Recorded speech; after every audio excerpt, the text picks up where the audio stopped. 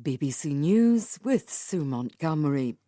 France has protested over comments by Donald Trump suggesting the 2015 attacks on Paris that killed 130 people could have been stopped by giving people guns. There's been reaction in Britain too, after the US president criticised the level of knife crime in London. David Bamford reports.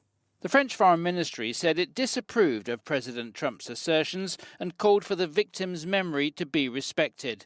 François Hollande, who was the French president at the time of the attacks, said Mr. Trump's remarks were shameful, and Manuel Valls, who was his prime minister, called them indecent and incompetent. Speaking to the American gun lobby on Friday, Mr. Trump used hand gestures to mimic the gunmen shooting their victims. He said the men who killed dozens of people in a Paris concert hall that night would have fled or been shot if just one employee had a gun. The British Foreign Secretary Boris Johnson is travelling to Washington as part of efforts to persuade President Trump's administration not to abandon the Iran nuclear deal.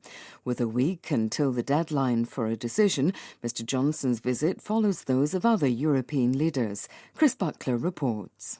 European leaders have been trying to get Donald Trump to listen to their concerns about his stance on Iran. The French President Emmanuel Macron and the German Chancellor Angela Merkel both left Washington, with Mr Trump still saying the international agreement to curb Iran's nuclear programme was far too lenient and that he was still minded to abandon it. Now it's Boris Johnson's turn to try to use his powers of persuasion. One problem for Mr Johnson will be that although he's due to meet the Vice President, Mike Pence, and several senior officials, he's not currently scheduled to meet Donald Trump himself, and it's the president whose mind he needs to change. Pakistani officials say at least 16 miners have been killed in two separate accidents at coal mines in the province of Baluchistan.